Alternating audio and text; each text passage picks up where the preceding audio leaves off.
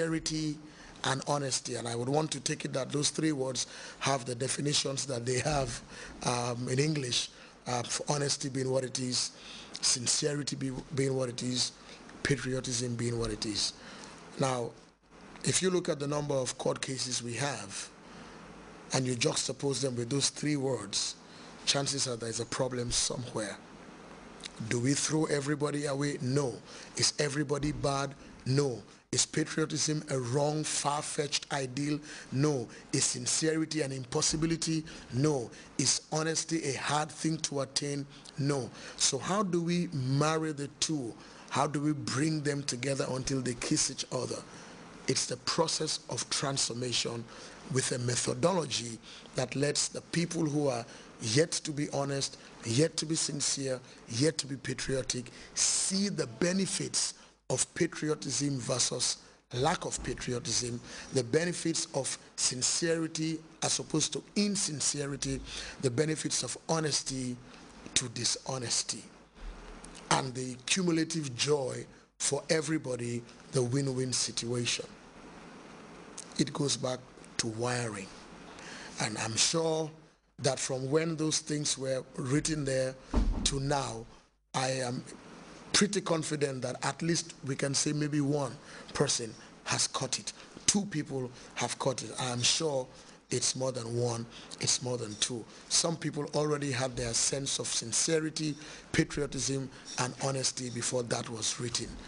It only served to strengthen their resolve that this is how it ought to be. What is it about a nation? I ask this question a lot of when I have a social time with my friends. I like to ask this question, and here goes the question.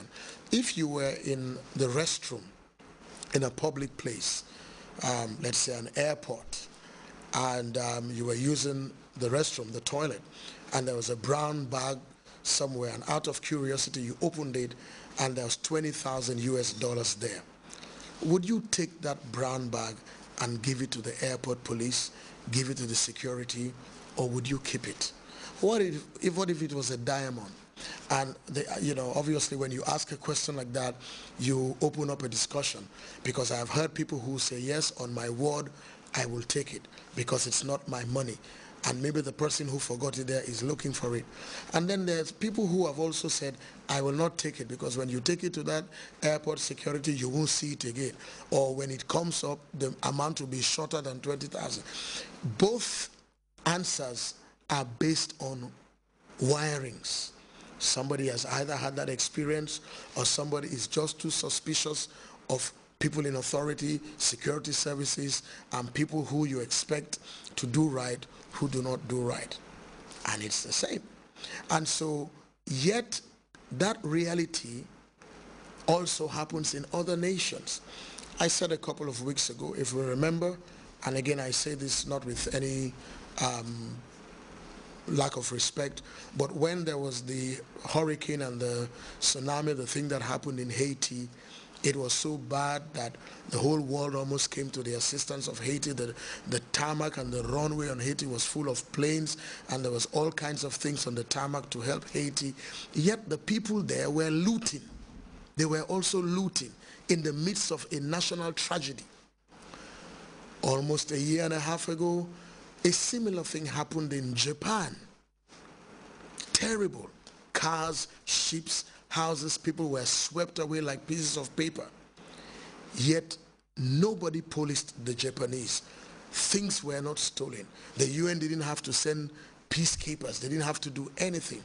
As a matter of fact, the last I remember was some of the debris had washed ashore to some other countries, and messages were sent that they should please make sure that they handle these things that they find with respect, because it may be the only memorabilia loved ones have of their lost ones. Same situation, same amount of tragedy, national catastrophic effect on nations. One nation, nobody loots. Another nation, everybody is looting. Transformation is a function of wiring. So we must get into some kind of sociological understanding. We must get into some kind of demographical understanding, some amount of anthropology to find out why people are like that. Sometimes it's easy to say this school is a low-performing school.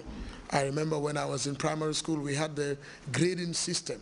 So you are in primary 5A and somebody is in primary 5B. That in itself was bad, because anybody who was in B, or even some schools had primary 5D. So that's like no motivation. But ladies and gentlemen, it's strange to know that there are people who are in 5D who are ruling the world today. There are people who are in 5C who are leaders. It has been statistically proven, and this would excite you and challenge you. It has been statistically proven that the world is run by the C students, and the C students employ the A students to work for them, and it is said that the B students work for the government globally.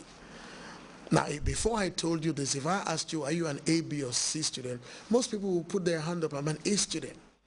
But it's been found out that most of the people that run the shows today were C students in school. Their lecturers told them they were no good. Some of them are multi-billionaires, own airlines, own computer companies, and the like. So the world is run by the C students, and because of their wealth, they employ the A students for their brain and pay them. And the B students just work till they are 55, 60 and retire with a pension and a clock and a handshake. If you and I want to bring about a transformation, a badly needed transformation for ourselves, for our communities, for our nations, we must understand the wiring of the people, and we must show them a preferred future. I have lived in countries where they had overhead walkway bridges, flyovers, and they had these things to help pedestrians, and yet the pedestrians thought it was faster to run across the highway and jump, because maybe the pedestrians thought that was a faster method, or maybe really, all good and well-meaning, the people who installed those things never took time to educate the people for whom it was put there. So they became monuments in our nations.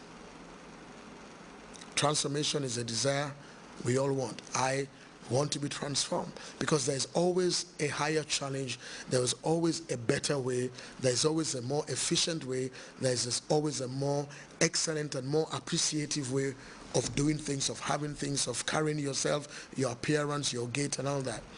But if you force me into it, chances are you will not get anything from me. I will resist it. But if you bring me line upon line, as the Bible will say, precept upon precept, to the benefits of this transformation, to the holistic good and cumulative good for everybody, to the fact that it can also be a legacy and it can even be a pointer as an example for other people, I will come on board. I will participate. One of the greatest things you can ever find is in sports, especially like in soccer or baseball or basketball or some of these things, when you find a team is losing and the coach comes and talks to them and fires them up and challenges them and empowers them and lifts up their dream for this cup and the joy they would be to the state, the fact that they will be heroes, their names will be etched on the sands of times, and they go back into that pitch, into that field, and history is made against all odds, because a sense of ownership was given to them for transformation to happen.